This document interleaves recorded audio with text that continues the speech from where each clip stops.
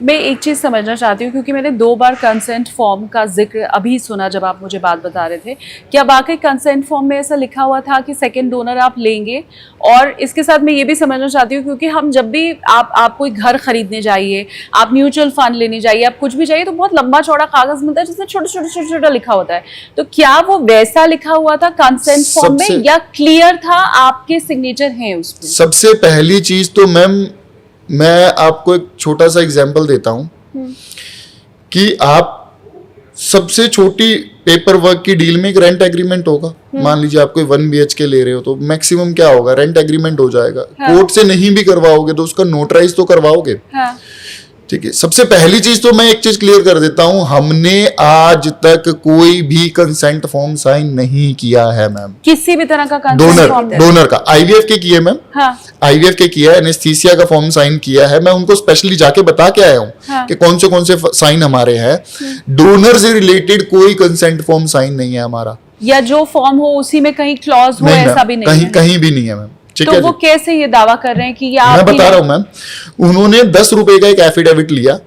ठीक है जी, अब वो बैक डेट में कैसे निकाला है वो उनकी माया वही जाने मैम, कि किस तरीके से कर सकते हैं। दिखाया गया कि 10 रुपए का स्टैम्प पेपर है और वो 14 मई 2025 को परचेज हुआ है 3:59, मतलब कि 4 बजे अप्रॉक्स। मैम मेरी वाइफ 14 मई को 1 बजे उनके हॉस्पिटल में एडमिट हुई है, ये उनका डिस्चार्ज कार्ड कहता है। और 3:27 पे मेरी वाइफ को एनेस्थीसिया लगता है, ये उनके पेपर कहते हैं, उनके खुद के पेपर। और 3:28 पे मेरी वाइफ का ऑपरेशन शुरू हो चुका था मैम। फिर जब 3:28 पे मेरी वाइफ का ऑपरेशन शुरू हो चुका है, तो मैम 4 बजे वो साइन कैसे कर देगी मैम? अच्छा, दूसरी चीज, वो जो पेपर है वो नोटराइज तक नहीं है। ये ART की गाइडलाइंस है कि वो नोटराइज तक नहीं है। पर उसमें सिग्नेचर है आपका? नहीं मैम, हमारे नहीं है, वो फॉर्ज किए हुए। अब उसकी स्टोरी सुनाता हूं मैम। हाँ। जब मैं इनकी कॉपी लेने गया था कोर्ट से, ठीक है जी, अगेन मैं कह रहा हूं, अगर उस चीज की रिकॉर्डिंग निकलवा सकते हो तो उस चीज की भी कोर्ट से रिकॉर्डिंग निकलवा लीजिएगा। मैं सर्टिफाइड कॉपी लेने गया था कि इन्होंने क्या क्या डॉक्यूमेंट जमा करवाए हैं। हम लोग निकल गए, वहां से फोन आया, जो एडवोकेट थी हमारी, जैस्मिन जी नाम था उनका। उन्होंने बोला कि सर एक बार आपको वापस आना पड़ेगा, यहाँ पर आपके साइन मैच नहीं हो रहे। मेरे साइन मैच नहीं हो रहे मैम। मैं वापस गया कोर्ट में और उन्होंने मेरे को बोला कि सर आपके साइन मैच नहीं कर रहे, इसलिए आपको सर्टिफाइड कॉपी नहीं मिल सकती। मैं कहा सर दिखाइए कौन से साइन मैच नहीं कर रहे। हाँ। उन्होंने मेरे को पेपर दिया, उन्होंने साइन करवाए उस पे, और फिर दूसरे साइन दिखाए। तो मैंने कहा सर मैं इस कोर्ट में केस क्या लड़ रहा हूँ, यही केस तो लड़ रहा हूँ कि ये साइन मेरे नहीं है, फॉर्ज्ड है। मैम जैसे ही मैंने बोला पूरी कान खड़े हो गए सभी के वहां पर। मैं कहा सर मेरा केस क्या है? मतलब आपके भी और मीनू जी आपके भी, दोनों के उसमें जाली दस्तखत है मैम, जाली दस्तखत है उसके ऊपर। हाँ। ठीक है ना, वो डेट और टाइम मैच कर रहा। हाँ। क्योंकि मैम झूठ के पाँव नहीं होते ना मैम। और मैम ये जो कंसल्टेशन होती है, ये ऐसा नहीं है कि कभी भी आप साइन करवा लो। जब आपको पता लगा है कि आपके मान लो एग और एम्ब्रियो वगैरह काम नहीं कर रहे, तब की बात होती है। ये आपको शुरुआत में बताना होता है, शुरुआत में कंसेंट लेने होते हैं। ये तो अब नॉलेज हो गई मैम, पहले तो पता नहीं था इन चीजों का। हमारा किसी भी डोनर उसके ऊपर कोई साइन नहीं है मैम। ART एक्ट की इतनी वॉयलेशन कर रखी है और वो विजिबल है मैम। चलिए मैम मैं एक चीज बताता हूं, मान लीजिए आप ART डिपार्टमेंट में हैं, आपको इस चीज से कोई लेना देना नहीं है कि मेरे बच्चे कहां पर गए हैं, ये उनके मतलब उसमें आता ही नहीं है। ये तो कोर्ट का काम है और पुलिस का काम है।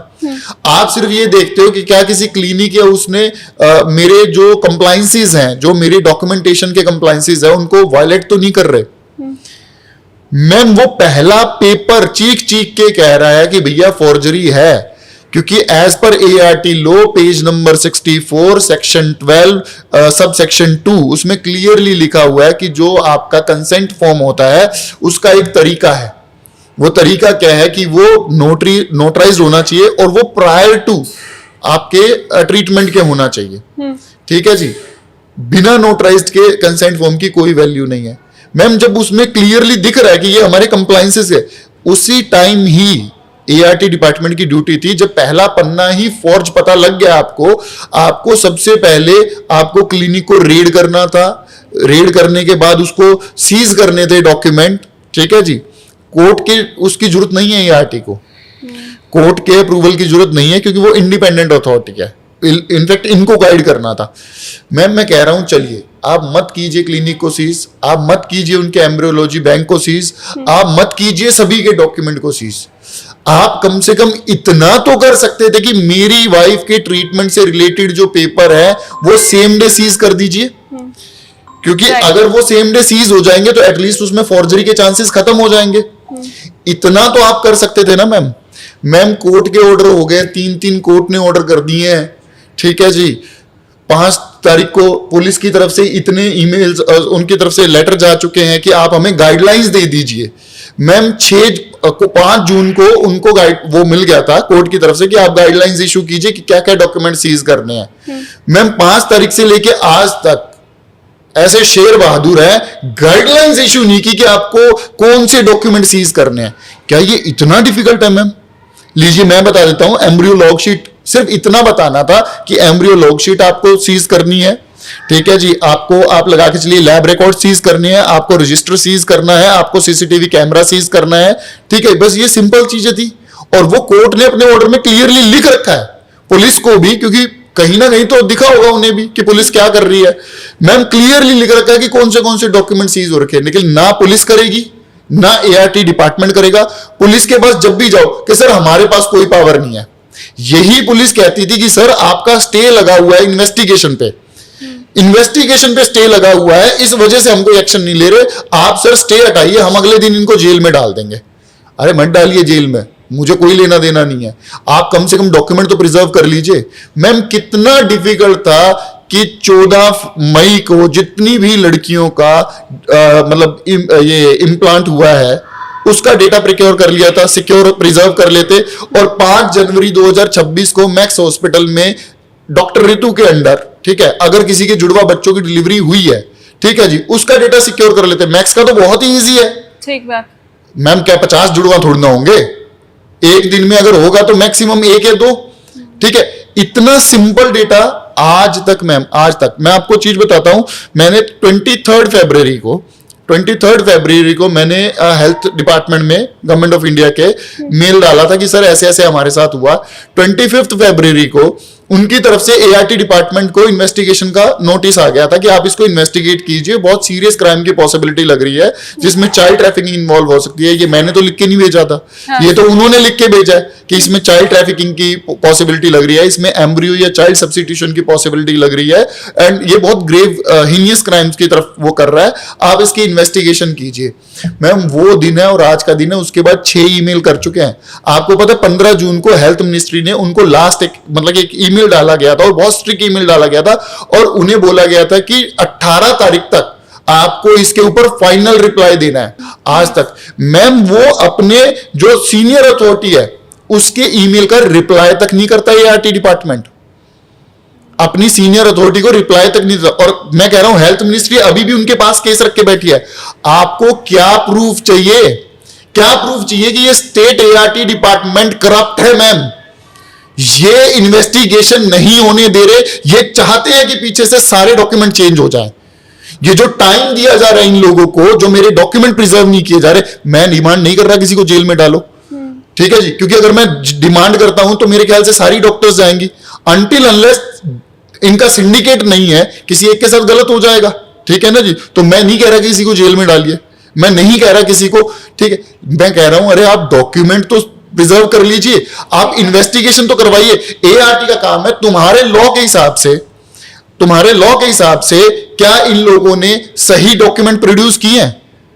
मैम टोटल 4 या 5 10 पन्ने होंगे मैम, पिछले 5 महीने से इनके पास टाइम नहीं है ये पता करने के लिए।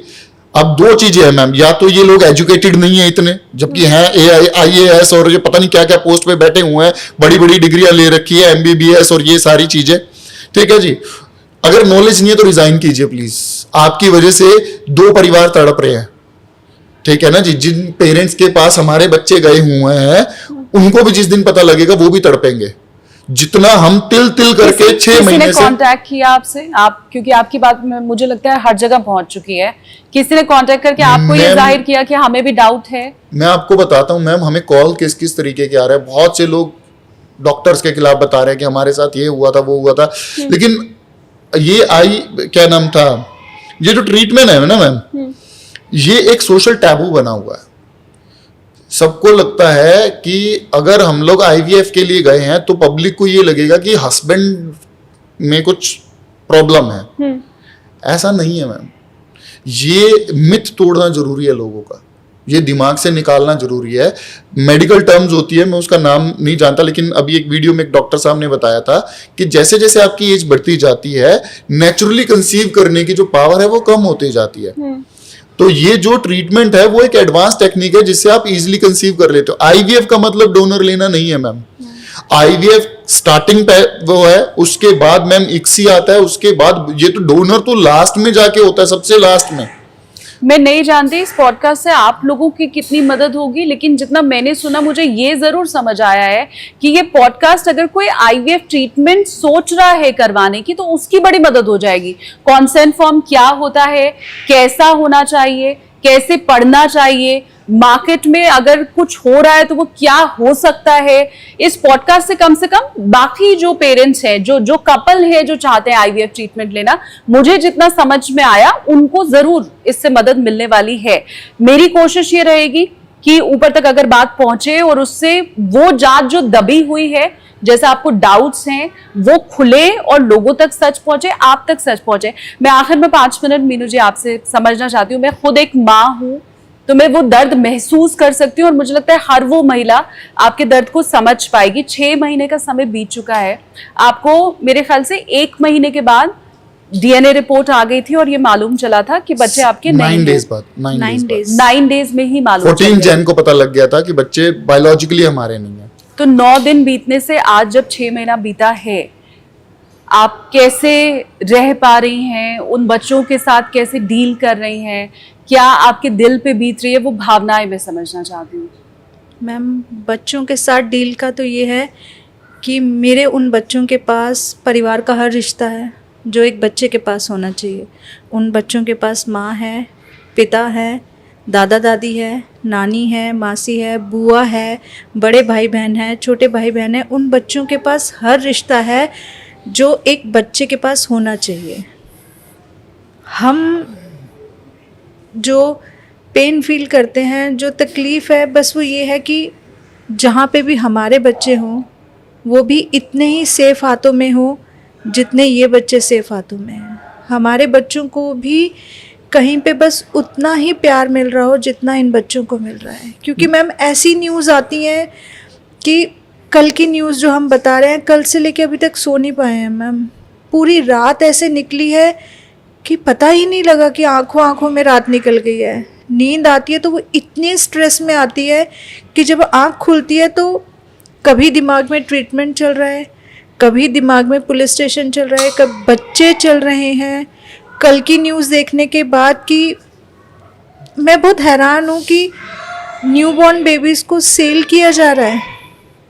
गर्ल बेबी की जो मतलब पैसों में बच्चों की वैल्यू लगाई जा रही है मैम, 4 से 6 लाख में एक गर्ल बेबी को सेल किया जा रहा है और शायद 7 से 8 लाख में बॉय बेबी को सेल किया जा रहा है। जो पेरेंट्स अपने बच्चे ढूंढ रहे हैं उनके लिए ये न्यूज़ सुनना, और गलती से अगर ये इमेजिन भी हो जाता कि हमारे बच्चे तो नहीं है उस ट्रैफिकिंग में। मैम, इसमें एक चीज मैं बोलना चाहूँगा, आपको पता है हम किस मेंटल लेवल पे पहुंच चुके हैं। जब शुरू किया था अपने बच्चे ढूंढने थे, आज बस ये लग रहा है कि सिर्फ इतना पता लग जाए कि वो किसी एक अच्छे कपल के पास है। नहीं भी मिलेंगे कोई प्रॉब्लम नहीं है, अगर नहीं भी मिल रहे तब भी कोई प्रॉब्लम नहीं, बस इतना पता लग जाए कि वो किसी एक अच्छे कपल के पास है, तब भी शायद सब्र कर लेंगे। चलो यार, इनके कोई हाथ पैर नहीं काटेगा, इनकी आंखें कोई नहीं निकालेगा, इनसे कोई भीख नहीं मंगवाएगा। हम इस स्टेज पे पहुंच चुके हैं मैम। मैम, ये जो लोग हमारी बात नहीं सुन रहे हैं, जो अथॉरिटीज हमारी बात नहीं सुन रही, उनके बच्चे नहीं हैं क्या?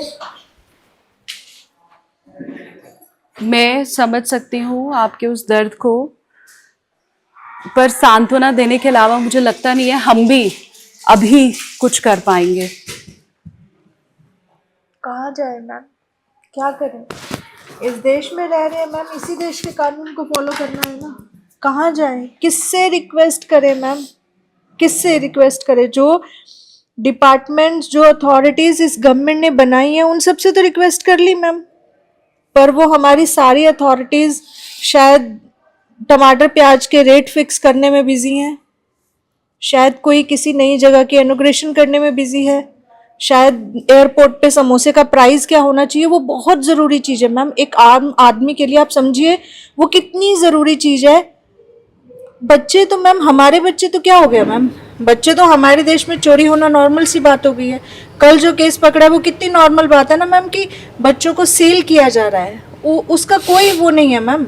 लेकिन हाँ, बहुत ज़रूरी चीज़ है कि गन्ने का रस बिल्कुल सही मिलना चाहिए, उसमें मिलावट नहीं होनी चाहिए मैम।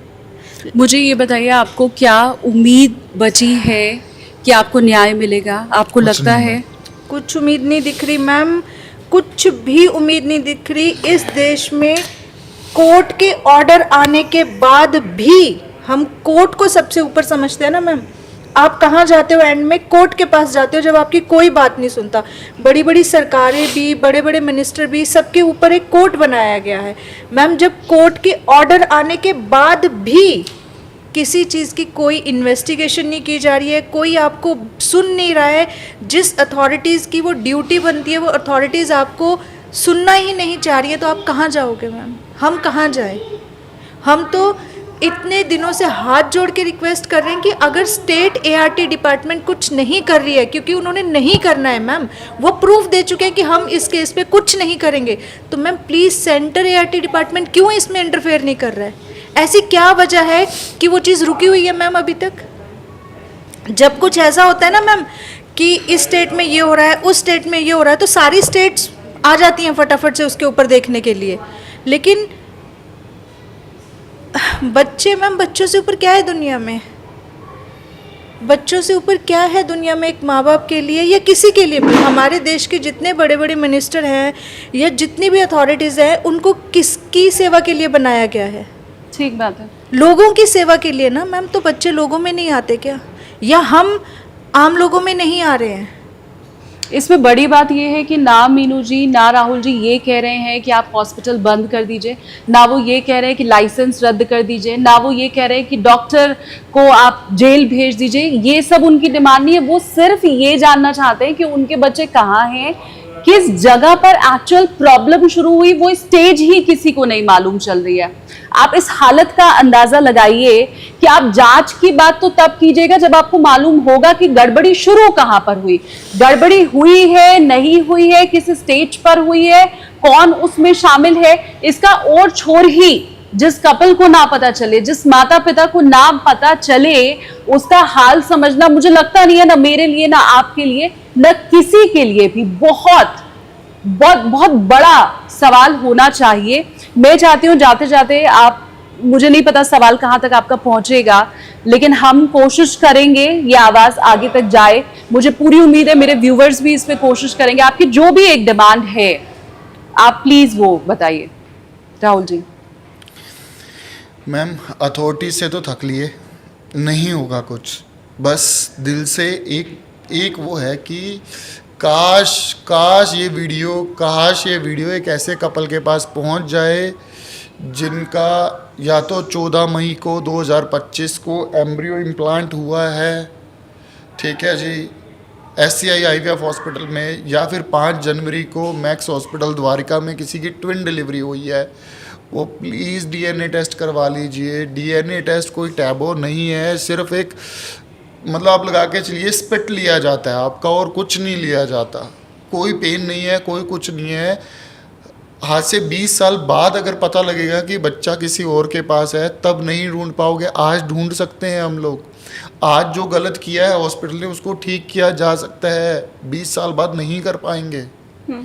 इन बच्चों की लाइफ स्पॉइल हो जाएगी अगर 20 साल बाद इन्हें पता चलता है। आज मेरे बच्चों को तो मैं कह सकता हूँ, मैं सच के साथ पाल रहा हूँ मैम, ठीक है ना जी। ये कॉन्फ्लिक्ट मेरे बच्चों में कभी आएगा ही नहीं, ये प्रॉब्लम कभी उनमें आपस में आएगी ही नहीं, क्योंकि आज से ही मैं उन्हें समझा के चल रहा हूँ कि ठीक है, हमारे साथ जो हुआ एज फैमिली हमारे साथ गलत हुआ है, इसमें हमारी आपस में कोई प्रॉब्लम नहीं है।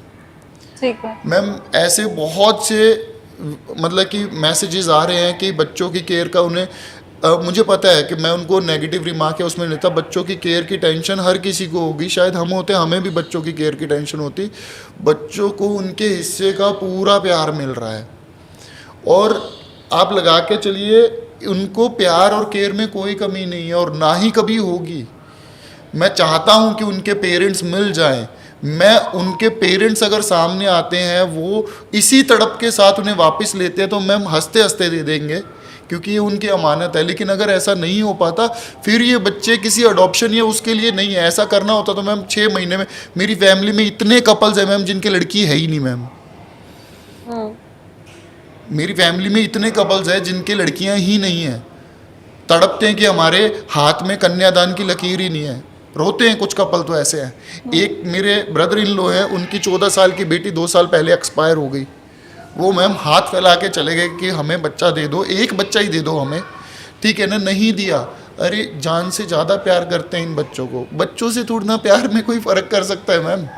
ठीक बात। और अगर चलो वैसे भी चलो हम बहुत स्वार्थी भी हैं, अगर बहुत मतलबी हैं, बहुत बुरे लोग हैं हम लोग, तब भी इतना स्वार्थ होगा कि बच्चों को इतना तो प्यार दे कि हमारे वालों को कोई उतना प्यार दे दे मैम। इतना स्वार्थ तो रखेंगे हम लोग भी अपने उसमें। मैम क्या गलत कर रहे हैं?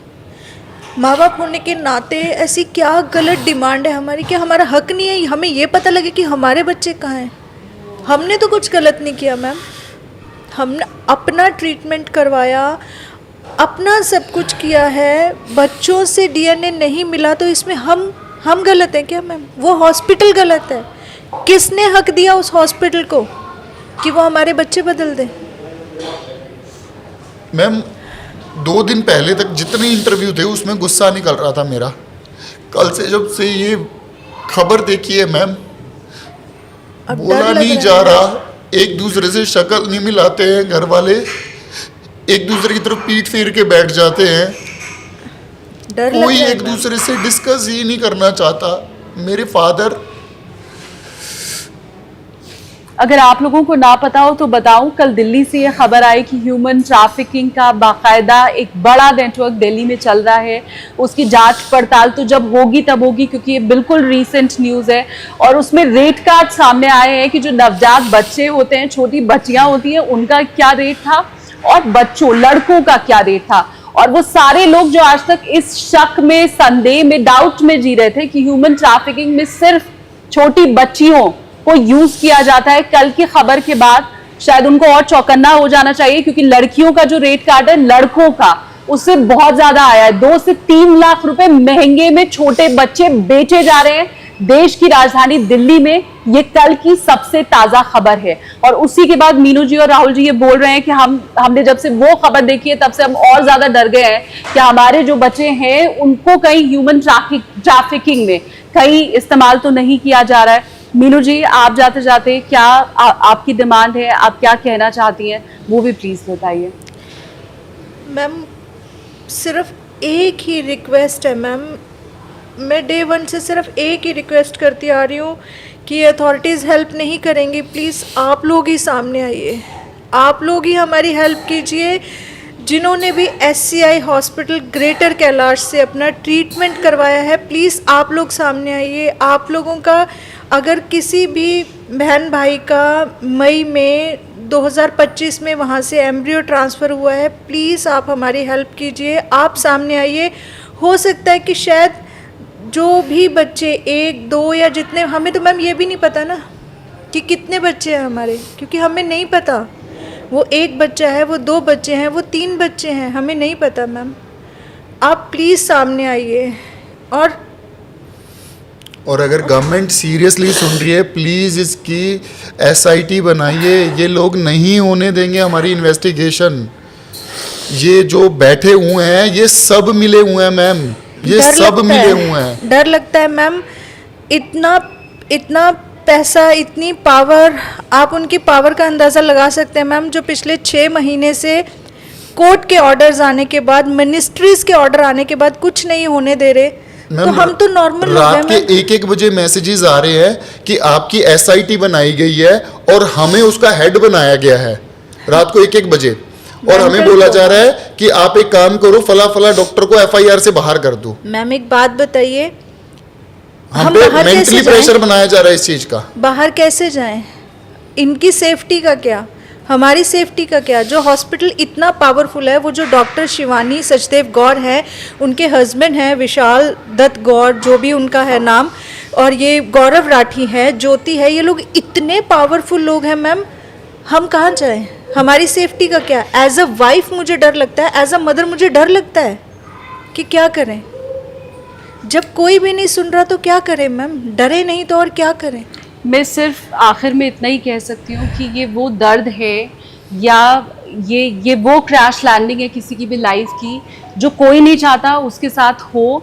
और ये समय नहीं है, लेकिन मैं ये ज़रूर कहूँगी कि आपकी हिम्मत की दोनों की ही दाद है। जिस तरह से राहुल जी आप कह रहे हैं कि एक टैबू है हमारे समाज में कि लोग IVF ट्रीटमेंट में करवा रहा हूँ, यही बात जब बाहर बताने को राजी नहीं होते हैं, उनकी हिम्मत नहीं होती है, तो ये वो कपल है जो सामने भी आया है, जिसके अंदर ये हिम्मत भी थी। मैं तो कहूँगी DNA टेस्ट कराने के लिए भी बहुत कलेजा चाहिए होता है, वो भी हर किसी की बस की बात नहीं होती है। तो ये वो कपल है, लेकिन इस हिम्मत को वो हिम्मत भी मिलनी चाहिए जिससे न्याय मिले। ताली दो हाथ से बजती है। वो बार बार ये गुहार लगा रहे हैं कि हर तरफ से निराश हो चुके हैं। कोई ऐसा कपल जिसने सेम डे ट्रीटमेंट लिया है, अगर वो सामने आके, आप अकेले में भी बात कर सकते हैं, अगर सामाजिक डर है तो आप उनके घर आ सकते हैं, उनसे अकेले में आप बात कर सकते हैं। हमारी टीम के साथ आप कांटेक्ट कीजिए, हम अलग से आपकी बात करवा देंगे।